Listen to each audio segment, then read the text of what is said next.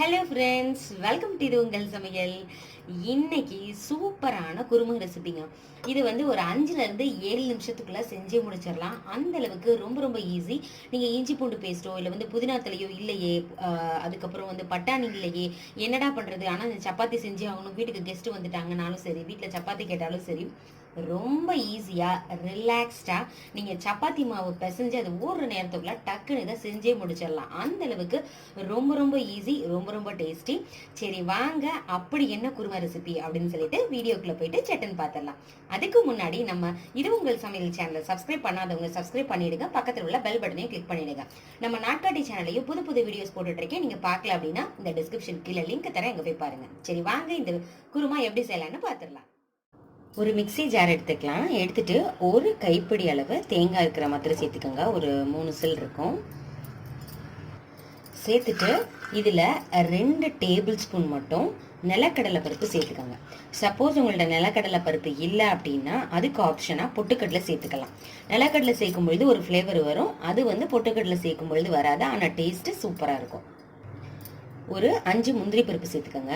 இது இன்னும் கொஞ்சம் திக்னஸ் கொடுக்கும், டேஸ்ட்டை இன்க்ரீஸ் பண்ணி கொடுக்கும், அதனால தான் நம்ம முந்திரி பருப்பு சேர்த்துக்கிறோம். கொஞ்சமாக பட்டை சேர்த்துக்கோங்க, 1 இன்ச் அளவு இருக்கும், அதை சேர்த்துக்கலாம்.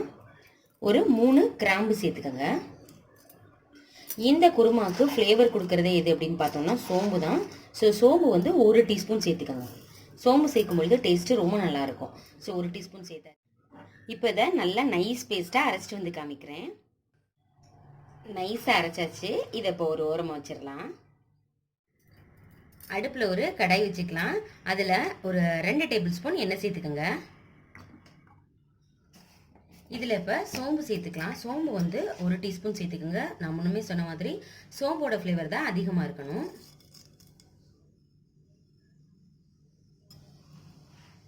இதில் கொஞ்சமாக கல்பாசி சேர்த்துக்கலாம். கல்பாசியோட ஃப்ளேவரும் நல்லாயிருக்கும்.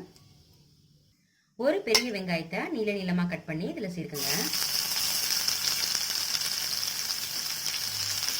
வெங்காயம் கொஞ்சம் பொன்னிறமாகட்டும், அது வரைக்கும் நல்லா வதக்கி விடலாம். ஒரு தக்காளியை இந்த மாதிரி நீளமாக கட் பண்ணி இதில் சேர்த்துக்கலாம். சின்னதாக இருந்தது அப்படின்னா 2 சேர்த்துக்கோங்க. ரொம்ப புளிப்பாக இருந்தாலும் நல்லா இருக்காது, அதனால் இந்தளவு மட்டும் சேர்த்துக்கோங்க, கரெக்டாக இருக்கும். இப்போது இந்த எண்ணெயிலேயே என்ன பண்ண போகிறோன்னா மிளகாய் தூள் சேர்க்க போகிறோம். ஒரு 2 டீஸ்பூன் சேர்த்துக்கிறேன். உங்களுக்கு காரம் கம்மியாக சேர்த்துக்கிறீங்க அப்படின்னா நீங்கள் கொஞ்சமே கம்மி பண்ணிக்கலாம். நம்ம சீக்கிரமாக செய்கிறதுனால இந்த எண்ணெயிலேயே நம்ம நல்லா வதக்கிறது மூலயமா பச்சை வாசனை சீக்கிரம் போயிடும், அதனால தான் இந்த எண்ணெயிலேயே வதக்குறோம். கொஞ்சம் சீக்கிரம் செய்யலாம், அதுக்காக தான். கருகிடக்கூடாது. இப்போ நம்ம அரைச்சி வச்சிருக்கிற மசாலா அதில் சேர்த்துடலாம். நல்லா இதை பிரட்டி விடுங்க.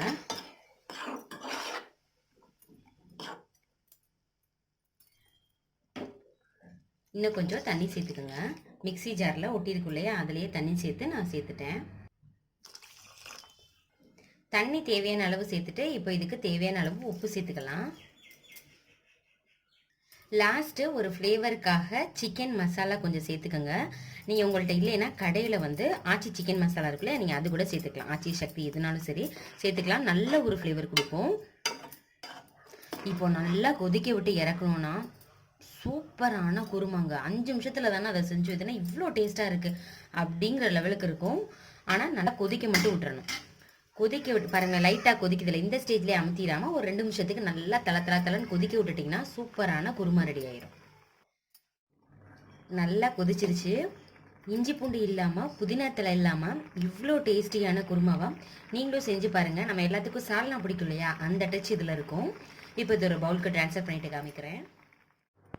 பவுலுக்கும் ட்ரான்ஸ்ஃபர் பண்ணியாச்சு. பாருங்களேன், பார்க்குறதுக்கே சூப்பராக இருக்குது, டேஸ்ட்டும் ரொம்ப நல்லா இருக்கும். என்னடா அது கொஞ்ச நேரத்தில் இவ்வளோ டேஸ்ட்டாக அப்படின்ற அளவுக்கு இருக்கும். நீங்களும் இதே மாதிரியே ட்ரை பண்ணி பாருங்கள். ட்ரை பண்ணி பார்த்துட்டு எப்படி இருந்துச்சு அப்படின்னு சொல்லிட்டு கமெண்ட் பண்ணுங்கள். உங்கள் ஃப்ரெண்ட்ஸ் அண்ட் ரிலேட்டிவ்ஸ் கூட ஷேர் பண்ணுங்கள். இந்த வீடியோ உங்களுக்கு பிடிச்சிருக்கும்னு நினைக்கிறேன். பிடிச்சிருந்துச்சுன்னா இது உங்கள் சமையலுக்கு சப்ஸ்கிரைப் பண்ணுங்கள், லைக் பண்ணுங்கள். இதே மாதிரி இன்னொரு இன்ட்ரெஸ்டிங்கான வீடியோவில் பார்க்கலாம். தேங்க்யூ ஃப்ரெண்ட்ஸ், பாய்.